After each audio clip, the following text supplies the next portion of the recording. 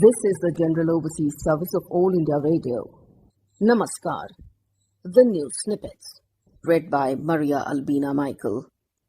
16,39,599 patients have recovered from coronavirus in India till now. 56,110 people have recovered in the last 24 hours.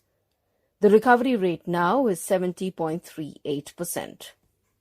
7,33,449 tests were conducted for COVID-19 in the country in the past 24 hours. Prime Minister Narendra Modi spoke to chief ministers of various states. Prime Minister said that the recovery rate in India has improved considerably. He, however, asked states to ramp up testing.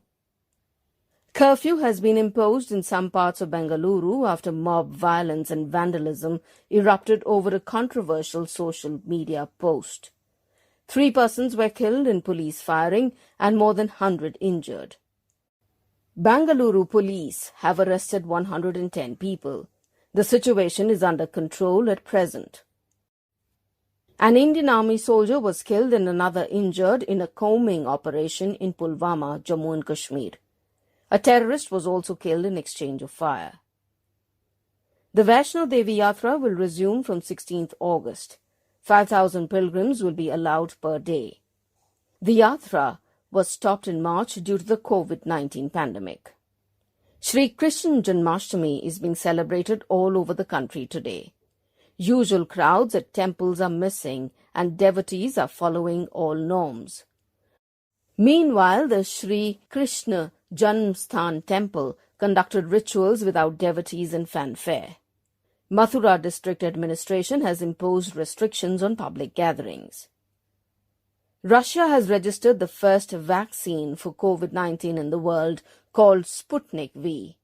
Russian Health Ministry has said that the vaccine has proved to be effective during trials. Sputnik V also provides long-term immunity from coronavirus. Indian origin U.S. Senator from California, Ms. Kamala Harris, has been nominated as the vice presidential nominee of the Democratic Party. Senator Joe Biden had already been declared the presidential candidate of Democratic Party for the U.S. presidential elections scheduled for 3rd November.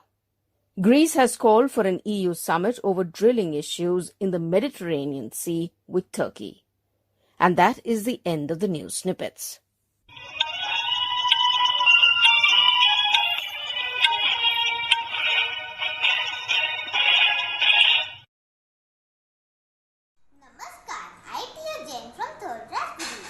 Wish you all a very happy Janmashtami. Lord Krishna was the avatar of God Vishnu.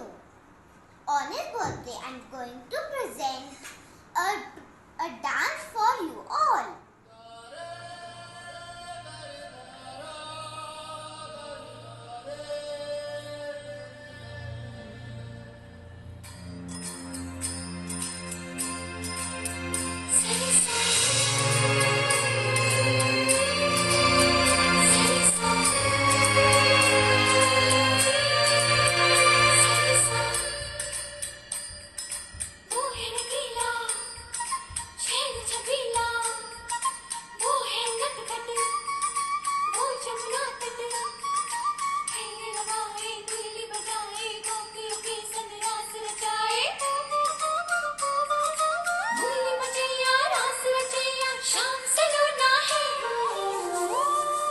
जो है अलबेला मदनैनो वाला, जिसकी दीवानी bridge की हर वाला, वो किसना है, वो किसना है, वो किसना है, वो किसना है, किसना है। जो है अलबेला मदनैनो वाला, जिसकी दीवानी ब्रिज की हर वाला, वो किसना है, वो किसना है, वो किसना है, किसना है। Thank you. Wish you all a very happy Janmashtami.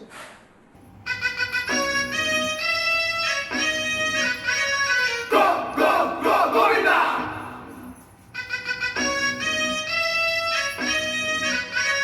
Go, go,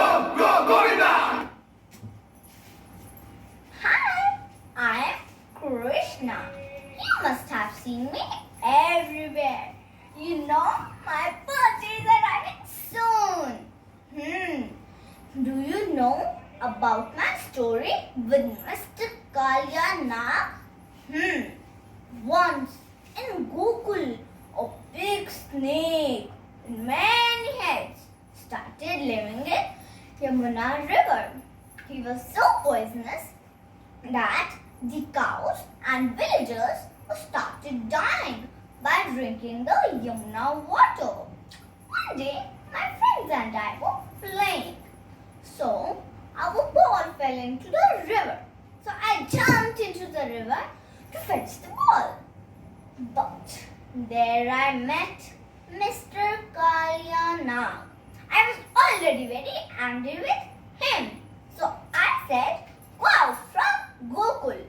But he started fighting with me.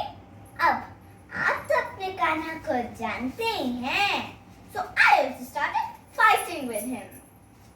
Finally, he apologized and told me why he shifted to Gokul.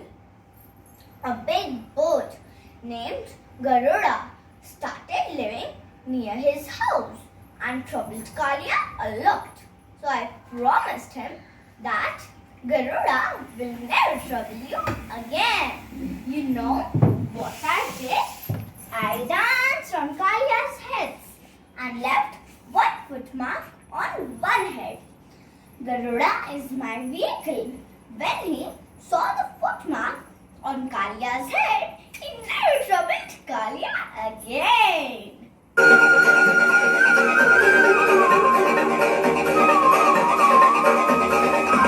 Govind बोलो हरि गोपाल बोलो गोविंद बोलो हरि गोपाल बोलो गोविंद बोलो हरि गोपाल बोलो गोविंद बोलो हरि गोपाल बोलो राधा रमण हरि गोपाल बोलो राधा रमण हरि गोपाल बोलो गोविंद बोलो हरि गोपाल बोलो गोविंद बोलो हरि गोपाल बोलो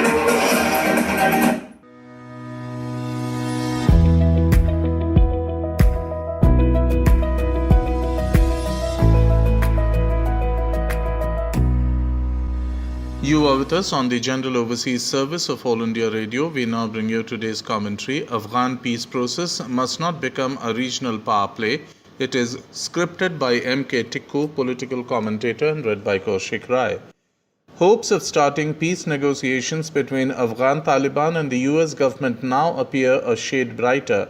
This became apparent as the three-day Grand Assembly meeting Loya Jirga held in Kabul from August 7 to August 9 decided in favor of releasing the remaining 400 Taliban prisoners from its custody.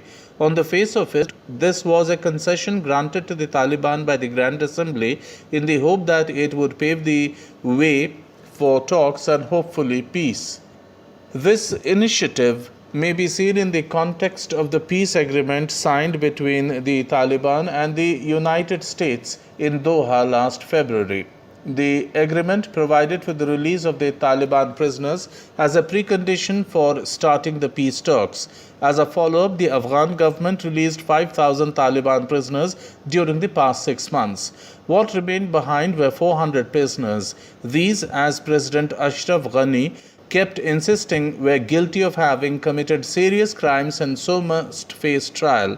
But here too the Taliban finally had their way. Thus, even after the way has been cleared for holding peace talks, a durable peace in Afghanistan may still remain a distant hope. This is due to a variety of reasons. The principal among them is the continuing role of the terrorist groups of various descriptions, most of them operating out of Pakistan.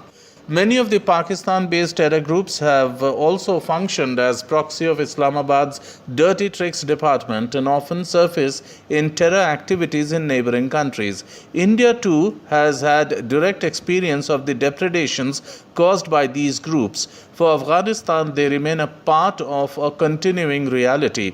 For the countries of the region, but for Afghanistan in particular, the destabilizing capacity of the terror groups are a fact of life that they cannot afford to ignore. Afghan Foreign Minister Mohammad Hanif Atmar could not have been more explicit when he spoke of a symbiotic relationship between the Pakistan-based terror groups on the one hand and Al-Qaeda and the Islamic State on the other. As Mr. Atmar explained, it is not just Taliban we are fighting in Afghanistan. There are 4 groups of transnational terror networks, according to him. These are the locally based terror groups, followed by the regional terrorist networks such as Islamic Movement of Uzbekistan and East Turkestan Islamic Movement. The third category is of Pakistani terrorist groups such as the Lashkar-e-Taiba and the Jaish-e-Mohammed. And finally, there are the international terrorist groups such as the Al-Qaeda and Daesh. Thus, the challenges to peace building in Afghanistan are formidable. The Afghan foreign minister could not have been more specific.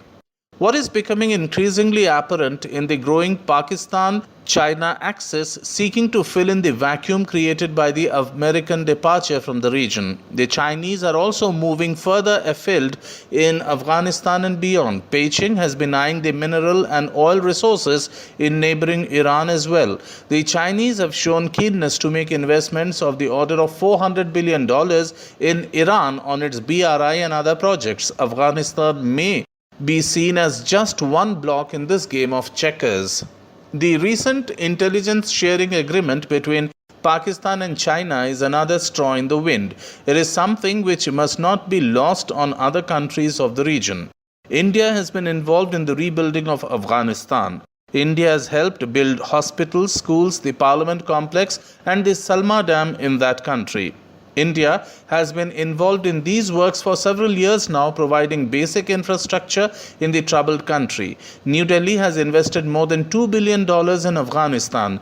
This must be taken note of by the world community. Currently, nearly a third of the Afghan population is infected with coronavirus, but that does not seem to be of much concern to the outside world, especially the regional players who seem keener in carving their own toehold in the country. It is high time the long-suffering people of Afghanistan are heard. They deserve it. That was today's commentary entitled Afghan Peace Process Must Not Become a Regional Power Play. It was scripted by M.K. Tikku, political commentator, and read by Kaushik Rai. This broadcast came to you from the General Overseas Service of All India Radio.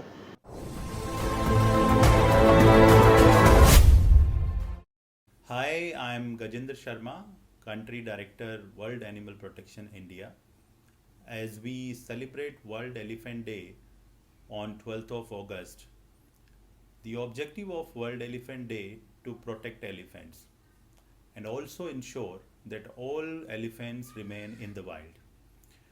We know that we have one of the best wildlife protection laws in India, but the enforcement of these laws is not appropriate. And I think there is a very strong need that the enforcement needs to be improved to make sure that all elephants remain protected in the wildlife where their natural habitat is.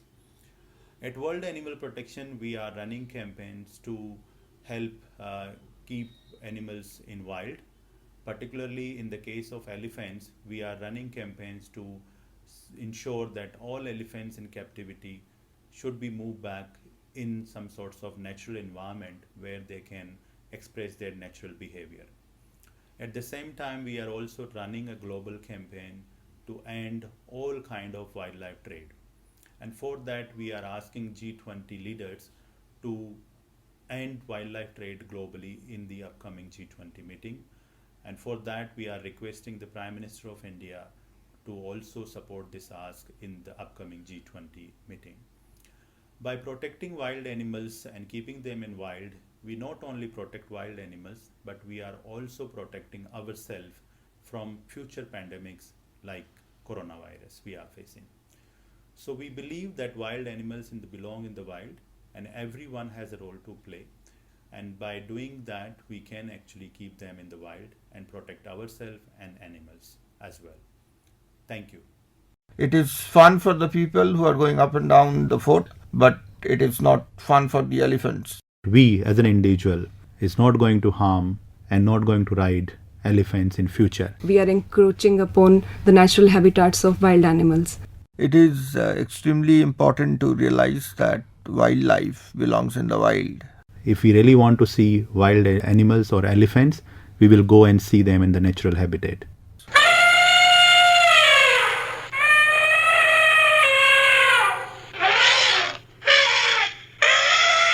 Choking to scream, with trunks raised, yet not a sound. With tears rolling down the eyes, one could see and feel the pain in tears. Silent Screams incorporates the walk the talk, recorded at the field trip to the Hathi Gaon and the Amer Fort of Jaipur, Rajasthan. Rani is a 35-year-old female Asian elephant. She lives in a concrete stable at the elephant village called the Hathi Gaon outside of Jaipur.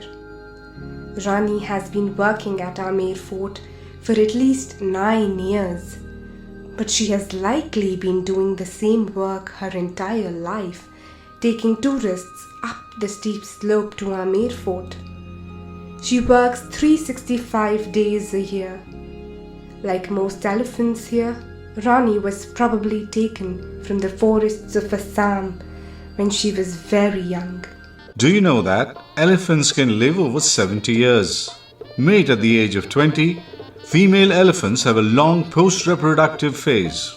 Diseases they suffer from are also similar to us humans, as they are prone to cardiovascular diseases, tuberculosis and arthritis. As they grow old, the longevity of their lives depends upon their teeth. Once their last tooth wears out, they will essentially starve to death. They like to stay in their natural habitats, green, deciduous forests, as they are vegetarians.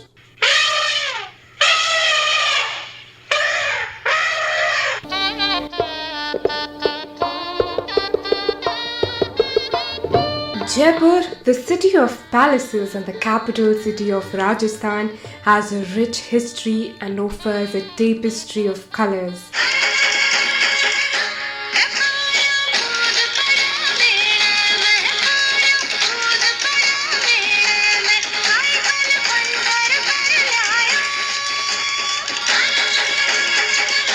With its immense cultural heritage pertaining to clothes, languages, festivals, and architecture of the buildings, Jaipur holds its identity as a vibrant tourist destination. In between the glorious monuments and human artifacts, weave in and out around 112 elephants, whose job is to give daily rides to visitors at the iconic Amer Fort.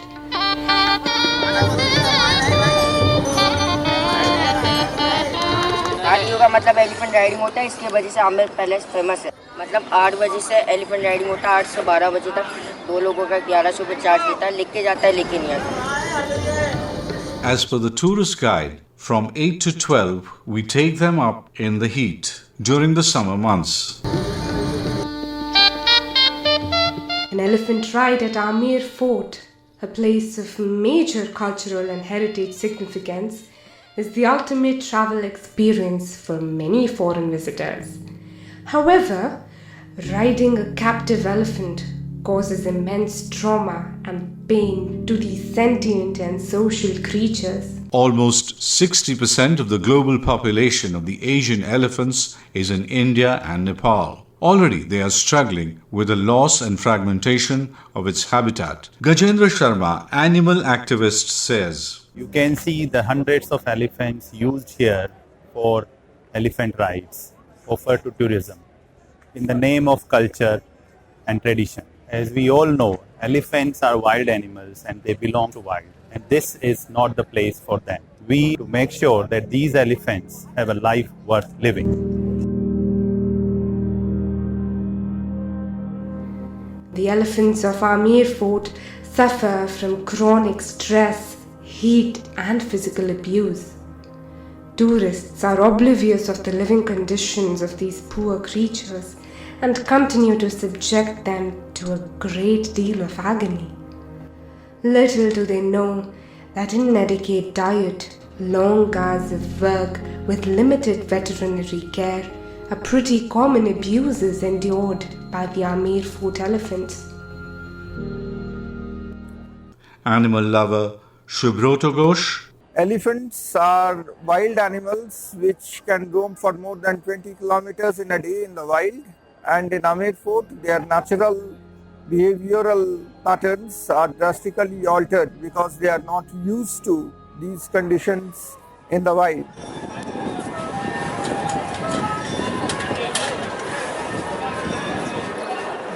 The persistent tourist demand for elephant rides fuels the capture of these elephants from the wild and perpetuates a cruel form of entertainment in which the animals are brutally tortured and abused to cater to human whims and fancies.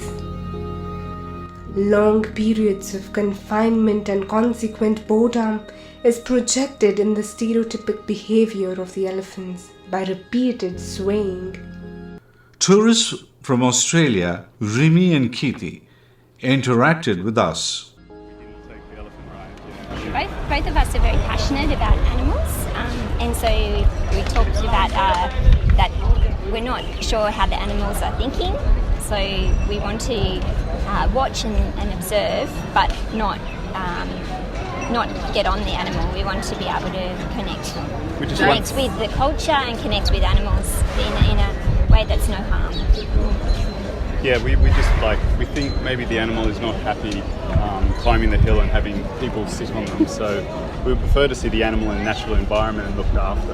Yeah, so I went to Africa, where I went to safari to watch the animals in their natural environment, and we're locked up in the cage to look at them. Animals should be kept in their natural environment, and we should observe them in natural environment, not cage. We don't cage people, we shouldn't cage animals.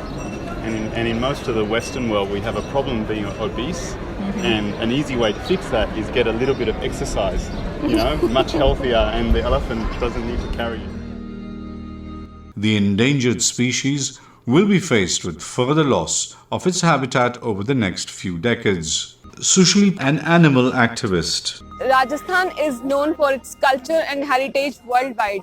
But between these glorious monuments, in the name of culture, these poor elephants are used to give joy rides to tourists. These elephants suffer from chronic heat and physical abuse.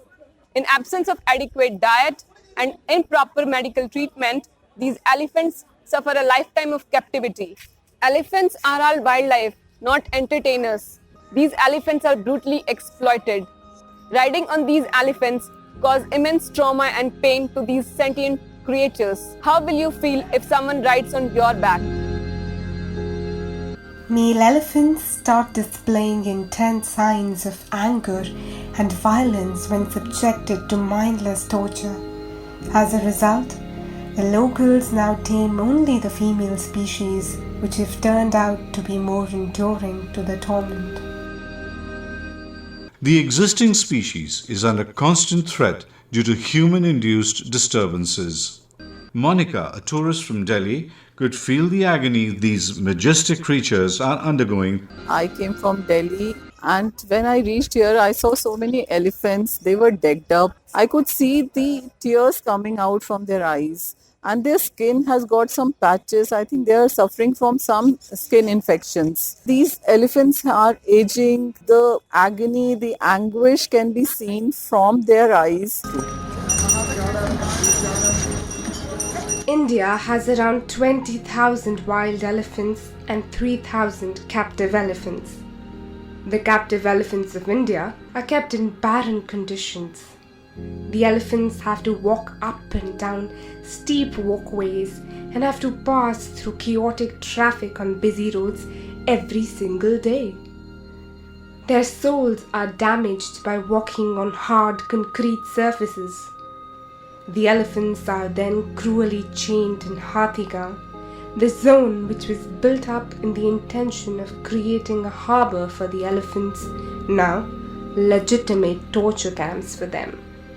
Though in 2010, these majestic creatures were declared as a national heritage animal, they are still suffering from excess mortality due to increasing temperatures, droughts, and loss of forest cover. we really want all of us, individuals, to really think about the conditions of elephants and whether this is something the people really want to do and be part of this cruel practice which has been going on here without any control or any enforcement. A place called Hathigaon was made, which meant to be a resting place for these elephants after offering rides. But the situation there is also getting very bad. These elephants go back to the elephant village and they offer rides and other entertainment activities at any point of time in a day. Elephants are exploited every day. Many captive elephants are sourced from the wild and endure a brutal training process to allow people to interact with them. Many calves die during this mindless treatment, and those who survive are left traumatized by their ordeals in captivity. A large number of elephants are also partially or totally blind. Elephants suffer a lifetime of cruelty for merely the entertainment of people. Greater awareness can ensure that these majestic wild animals remain where they belong, in the wild. Manjusha Bairathi, an industry professional from the tourism sector. Plight of the elephant, which is not a being that belongs to Rajasthan, and yet we have a good 110 of them over here. They don't belong into these surroundings, and I was unaware of it. Just like the number of people who are coming over here being so excited about the rides. They are not meant for it, because not only is it very painful on their feet to walk such long distances on tarred and ramparts of forts, they are also tortured by this instrument called what the mahouts use to poke them so that they can walk a straight line or do not falter. This is a wild animal, not meant to be tamed in the city. So the next best thing that we decided was, since I am aware of it today and all the people I come across, that let us stop this endangered species. It is the big five of the endangered species of the world to survive in more animal friendly locations, which the government is actually making an effort to create. We are very interested to find an alternative to this cruel spectacle and are working with the governments, and we are working with the public to bring about massive public mobilization, to bring about a humane change and a humane alternative for elephant rides. And we have these humane business models which have been tried out in Thailand, and we are now trying it out in Nepal as well. We have to keep in mind that the elephant is India's national heritage animal, which has been revered in Indian culture for thousands of years. And elephants are wild animals above all. Wild animals belong in the wild, not in city spaces. And with your help, that elephants as wild animals live in the wild where they belong. We need a change of culture to keep elephants without chains.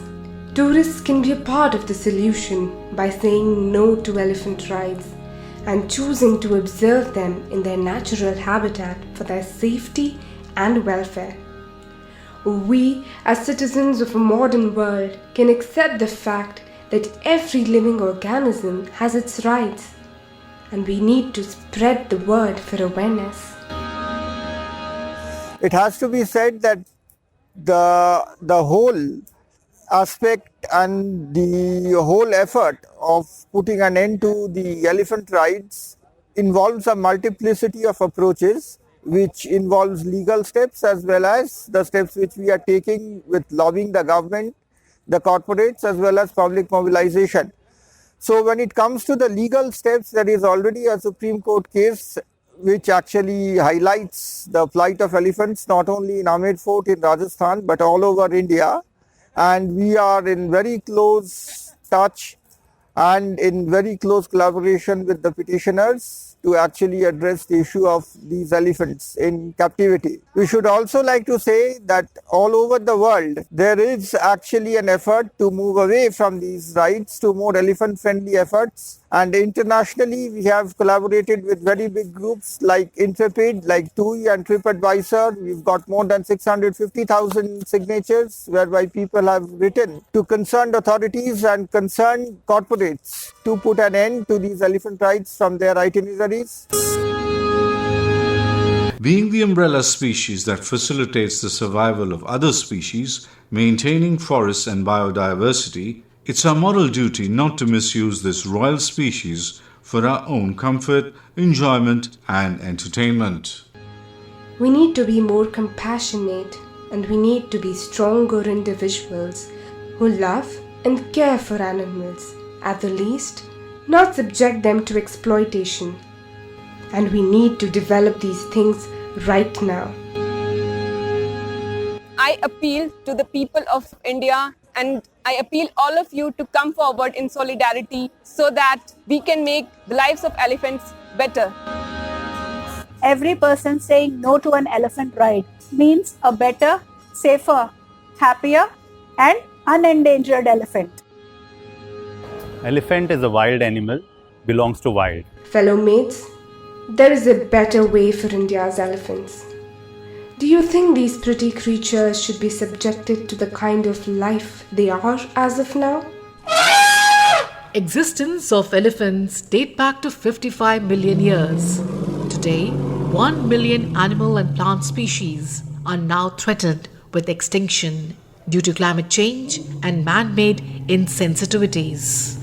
Now is the time to act, or else many species, including the majestic elephants, will turn into history. Join us today to offer them a better tomorrow.